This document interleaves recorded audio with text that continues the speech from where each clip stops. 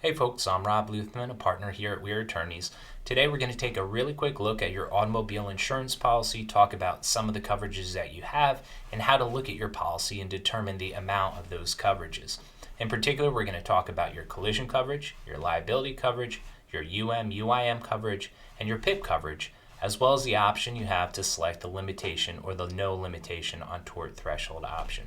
Now, sure, no one really likes talking about automobile insurance, but most of us are in fact going to have to use it at some point in our lives, so it's worth understanding what you have and how much you have. Particularly today, we're going to talk about your declarations page. That's a 1 or 2 page document at the beginning of your policy that tells you how much coverage you specifically have and what types of coverage. After that, you're going to find a 20 or 30 page policy jacket, we call it, that has exclusions, terms, and conditions. We're not going to be getting into that today. However, as I mentioned, 4 types of coverages and 1 option we are going to cover. If you're interested in one in particular, just take a look up and you can jump to that part of the video. So the first type of coverage we'll talk about is collision coverage. Collision is damage to your vehicle, whether somebody hits you, whether you hit a tree, regardless of fault, however your vehicle is damaged. If you have collision coverage under your policy, your insurance company will pay to repair that vehicle, subject to whatever deductible that you chose. Now, what's a deductible?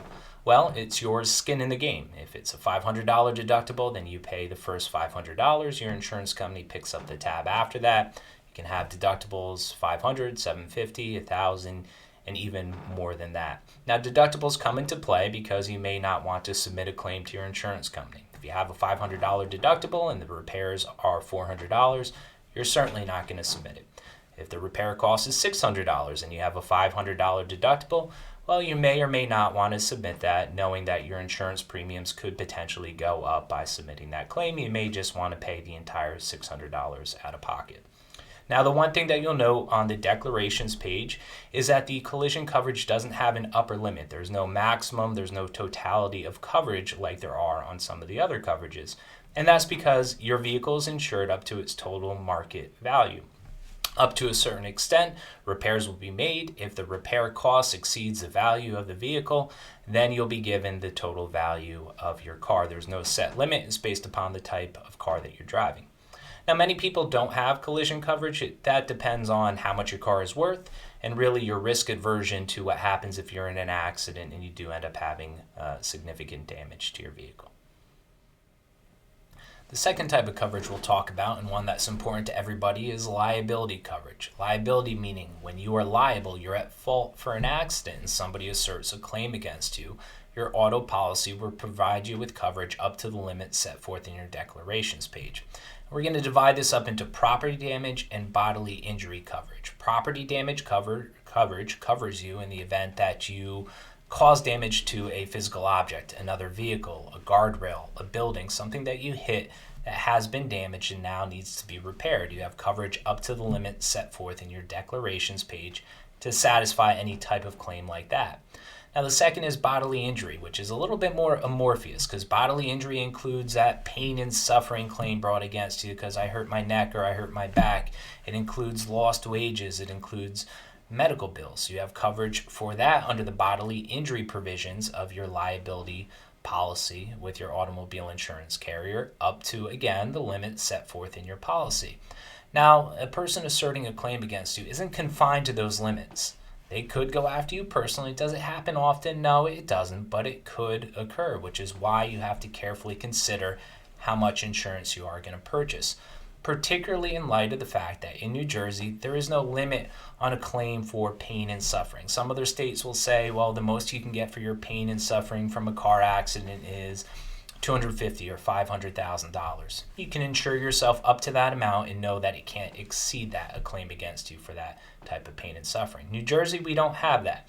At the end of the day, what would occur if a case went all the way to trial would be a jury would be asked to determine the reasonable value for somebody's pain and suffering, and that could really be any number, which is really why it makes it difficult to select how much coverage you should have. Obviously, the higher that you can financially accommodate given your economic situation, the better and the more coverage that you will have. Now, last thing I'll just quickly talk about on 2 different declarations pages is the way that the coverage is divided up. Sometimes some policies have what called split limit policies. In other words, they provide a per person and then a per accident liability coverage for bodily injury. This means that the most that your insurance will pay for injury to any one individual is the per person limit, and the policy that we're seeing here, $25,000. And the aggregate, the most that they'll pay for any one accident is $50,000. So if you're involved in an accident with one person, the most your insurance company will pay for their bodily injury is $25,000. If you're involved in an accident and there's 7 other people in the other vehicle, the most they'll pay for any one person is $25,000. The most they will pay in total is $50,000. A different type of coverage, and again, insurance companies do this slightly different, is a combined single limit policy, which is what you're seeing here from the NJM policy. They put it all into one bucket. Property damage and bodily injury for any given accident are in one bucket of coverage. Here, $100,000, which is the amount available to you under your insurance policy to cover all bodily injury claims, regardless of the number of people, and all property damage claims.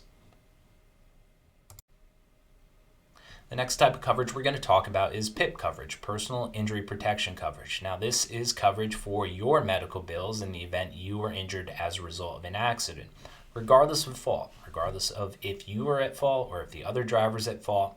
Your insurance company in the first instance will pay for your medical bills. It's why we're called a no-fault state. Now, traditionally, you are paid for your medical bills up to $250,000, and you can see that in your declarations page, the amount of coverage that you have for PIP. More recently, the legislature has enacted legislation to lower premiums by allowing people to select lower limits aside from the $250. You could select $150, $75, even $15,000 or zero PIP coverage. It will reduce your premium, but you could potentially be left exposed if you're injured as a result of an accident and you do need medical treatment. Again, it's a personal decision that you have to make, and if you're thinking about it, you may want to consult with an attorney to discuss how much PIP coverage you need.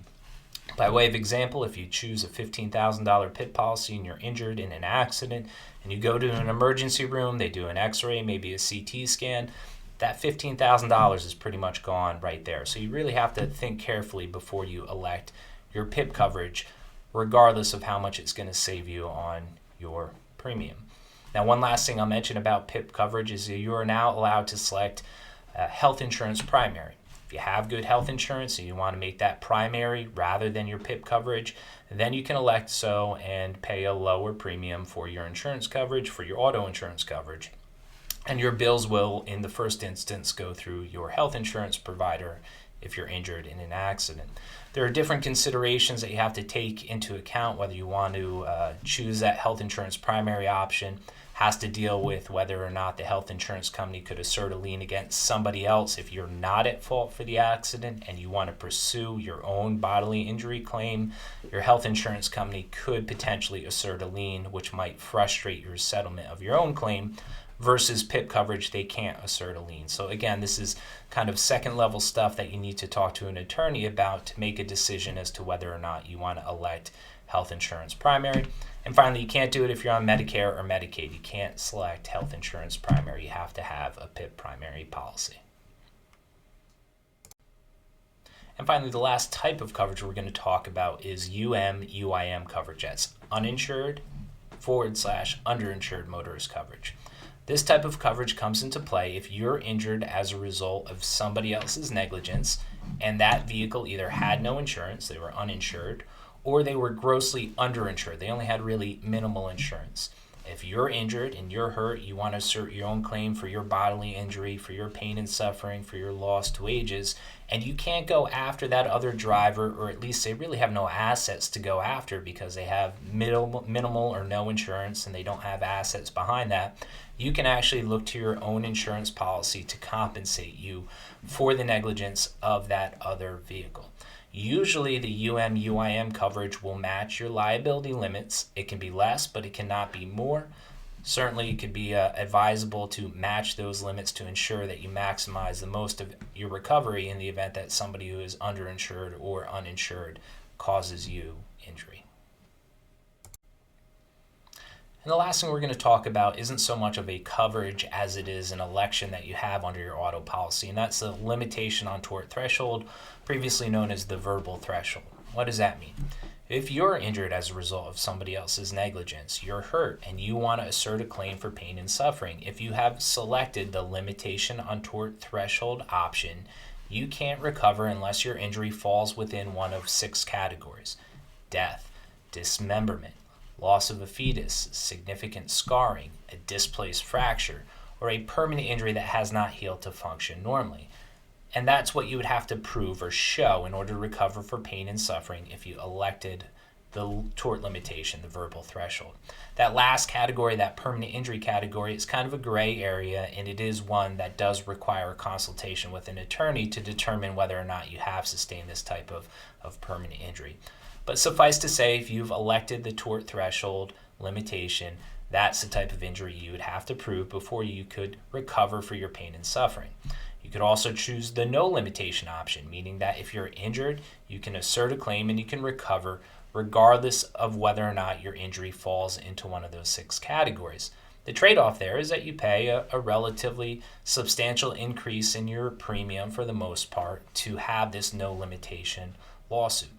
Again, you have to make a determination as to what's best for you, your intentions in the event that you're injured as a result of an accident, and your financial situation in terms of your ability to pay for that increased premium for the no limitation.